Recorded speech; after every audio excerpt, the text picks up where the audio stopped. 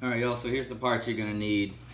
You're gonna need 4 screws to mount your flange. Just buy this threaded 3/4 inch flange. Get a pipe as long as you want. Mine happens to be, this one's 12 inches. That gives me enough space for the cranks to swing where I need it. One of this, the threaded tees, so you can thread the 12-inch pipe into it. And then these 2 D-rings, which will secure it to the wood.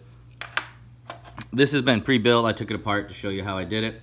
And then, of course, the 4 screws to hold the D-rings. This doesn't have to look exactly like this. What it is it's a 2-inch piece of PVC pipe. As you can see, I cut it down with the Sawzall and then screwed it on so it doesn't go anywhere. This was just scrap wood I had in the shop. I used the Craig jig to throw it together. Check out one of my other videos to see how I use my Craig jig all the time. And then on the back, of course, you can see the 4 screw holes where the D-rings were. So now that you see all the parts, I'm gonna throw it back together so you can see how it goes. And then the only other piece here was some leftover pipe insulation from my hot water heater. This just keeps the paint good and gives it a pretty snug fit in the 2-inch PVC. All right, now that you saw all the parts, now we're gonna throw it together.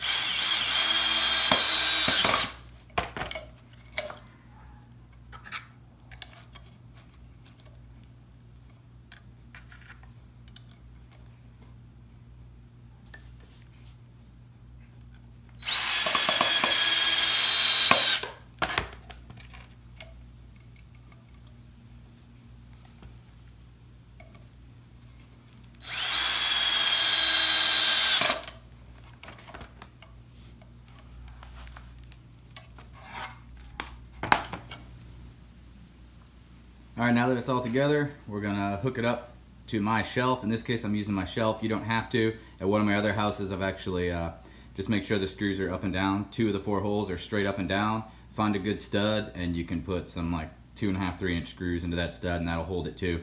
But in this case, my walls are kind of covered up in the garage, so I just put it straight onto this work shelf.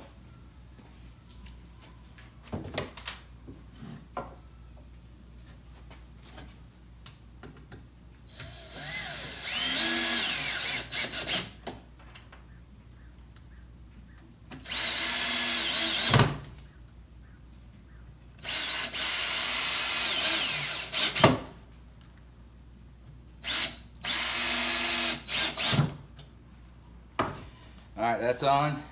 We take our other assembled piece. The only thing that's changed is I screwed the 12-inch threaded piece into the plastic. I just take the whole thing.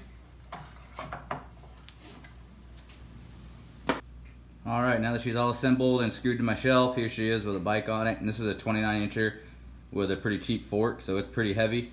And you can see, you can get in here. Because the D-rings just go around that plastic, if you want to spin it one way or the other to work on it, you can spin it. It's pretty good. Working through gears. So it certainly isn't like a $200 or $300 park tool, but for around 20 bucks, you can have this, get your bike up in the air to work on it. All right, thanks.